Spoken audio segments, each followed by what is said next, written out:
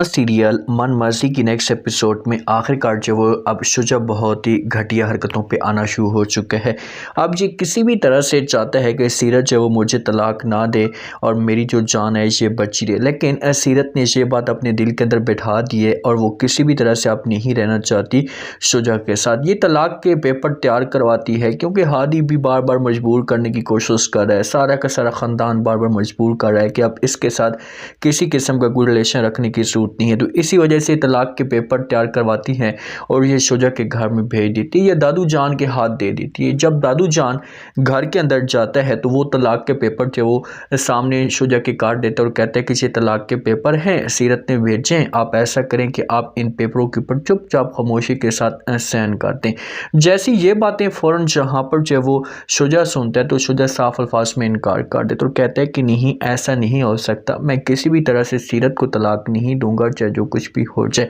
आगे से दादू जान जब ये बात सुनता है तो वो समझाने की कोशिश करेगा और कहेगा कि अब कुछ भी नहीं हो सकता, बहुत देर हो चुकी है, मामला जो वो ख़राब हो चुके हैं, आपके पास कोई और ऑप्शन मौजूद नहीं है, तो इसी वजह से आप चुपचाप इन पेपरों के ऊपर साइन कर दें और खामोशी के साथ अपना जो रिश्ता है ये सीरत के साथ ख़त्म कर दें। तो शुजा को बड़ा गुस्सा आता है और ये दादू जान को बातें सुनाना शुरू कर देता है, कहता है कि बस कर दें, बहुत हो गया तुम्हारे, ऐसा करें कि आप मुझे जितनी भी जायदाद का हिस्सा है मेरा बनता है आप मुझे दे दें, मैं भी यहाँ पर नहीं रहना चाहता, मैं तंग हो चुका हूँ। दादू जान जब ये बात सुनते हैं तो ये साफ अल्फाजों में कर देता है इनकार। शुजा को कहते हैं कि ऐसा नहीं हो सकता, आप जितनी भी कोशिश करें, जितना भी जोर लगा लें, ऐसा कभी भी नहीं हो सकता, मैं आपकी ये बात नहीं मान सकता, आपको एक फूटी कोड़ी तक भी नहीं दूंगा। तो शुजा बातें सुनाने की कोशिश करता है, हाथ जोड़कर कहते हैं कि आप प्लीज़ मरने की उम्र पे हैं, आपकी अब ये एज नहीं है, अपनी आखिरत को संवारें और कुछ अच्छा काम करने की कोशिश करें, जो मेरा हिस्सा बनता है मुझे दे दें, अगर आपने मुझे वो हिस्सा ना दिया तो फिर मैं ज़बरदस्ती करने की कोशिश करूँगा। तो यहाँ पर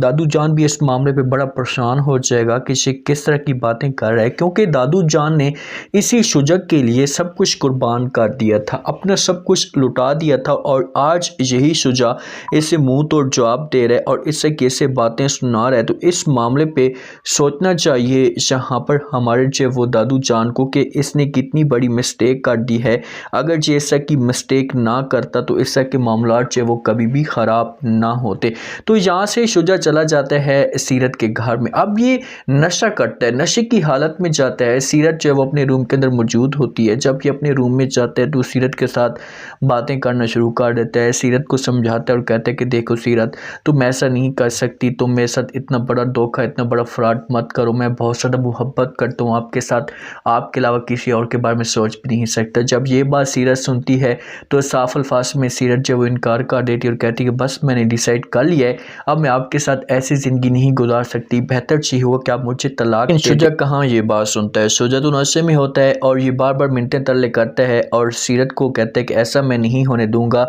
जब तुम मेरी नहीं हो सकती तो तुम किसी की भी नहीं हो सकती। अब ये ज़बरदस्ती जब वो सीरत का गर्दन उसने दबाने की कोशिश करता है, गर्दन को पकड़ता है, सीरत वहाँ से आवाज़ें निकालती है, हादी को आवाज़ें देती, हादी के कानों तक आवाज़ें तो पहुँच जाती लेकिन दरवाज़ा जो होता है इससे लॉक होता है और जैसी धक्का सा लगता है दरवाज़ा ओपन होता है, जो सीरत होती है इसे नीचे गिर जाती है। जब नीचे गिरती है तो सीरत के साथ से खून आना शुरू हो जाता है और सीरत वहीं पर बेहोश हो जाती है। जब बेहोश होती है शुजा आवाज़ें देता है लेकिन कहाँ सीरत आवाज़ें सुनती है। शुजा इस मामले में बड़ा हैरान और परेशान हो जाता है कि भाई ये क्या हो गया, ऐसा तो नहीं होना चाहिए। इतने में जब वो हादी भी अंदर इंटर हो जाता है और जब हादी अंदर इंटर होता है तो हादी जब वो चीखना चलाना शुरू कर देता है, आवाज़ें देते हैं सीरत को, लेकिन सीरत तो बेहोश पड़ी होती है और जब सीरत बेहोश होती है जहाँ से बेसब और ये गोल करता है हमारा शुजा और भाग निकलता है और जब शुजा भाग निकलता है तो उसके बाद हादी जो होता है ये किसी तरह से जो वो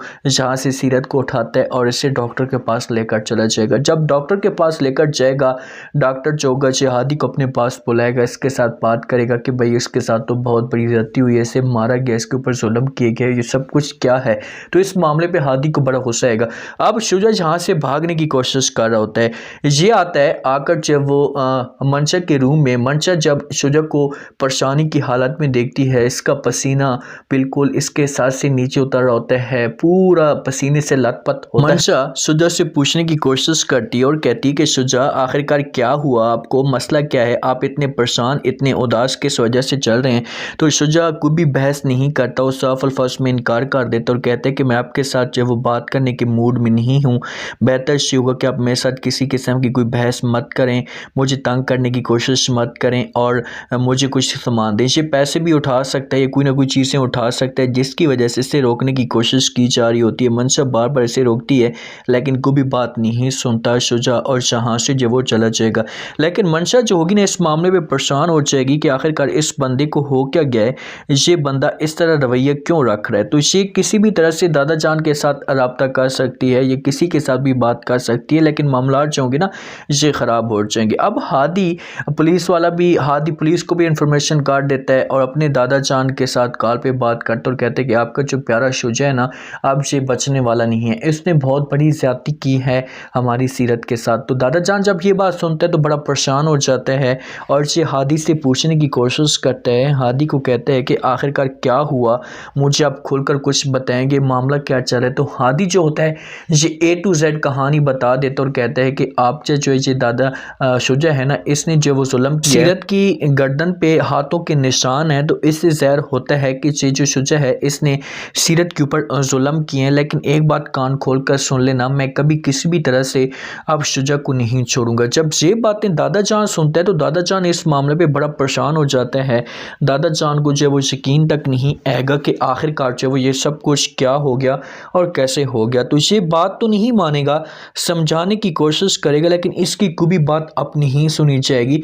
और शुजा के लिए मसले मसाइल पैदा हो जाएंगे। दादा जान बुलाएगा, शुजा के साथ बात करेगा और कहेगा कि तुमने ऐसा क्यों कर दिया, तुम्हें ऐसा नहीं करना चाहिए था, तुम ऐसा काम कर रहे थे, तुम्हारा हक बनता था कि तुम ऐसा ये बात शेयर करते। तो यहाँ पर इनकार कर देगा शुजा और कहेगा कि मैंने ऐसा कुछ भी नहीं किया, आप लोग मेरे ऊपर यकीन करें। लेकिन दादा जान कहेगा कुछ नहीं हो सकता, आपको पुलिस पकड़ कर लेकर चली जाएगी। शुजा यहाँ से भाग कर चला जाएगा। अगर नहीं भाग कर जाता भी तो सीरत की मिन्नतें टल्ले करेगा, सीरत को समझाने की कोशिश करेगा, सीरत को कहेगा कि प्लीज़ आप मेरी बात सुने, मेरी बात के ऊपर यकीन करें, मैं आपके साथ इतना बड़ा धोखा इतना बड़ा फ्रॉड नहीं कर सकता। अगर मैं धोखा या फ्रॉड करने वाला होता तो कभी भी आपके पास ना आता, मैं मोहब्बत करता हूँ आपके साथ और आप मुझे छोड़कर नहीं जा सकती। तो सीरत जो होगी से इनकार कर देगी और शुजा को कहेगी कि आपके साथ मैं वैसे ज़िंदगी नहीं गुजार सकती। अब सारा का सारा जो इम्तिहान है ना ये मंशा के ऊपर है, क्योंकि जिस वक्त जब वो पुलिस पकड़ कर लेकर अगर जाती है शुजा को तो वहाँ पर मंशा का क्या रिएक्शन आएगा। मंशा का रिएक्शन ये आ सकता है कि मंशा जो होगी ये कभी भी नहीं रहेगी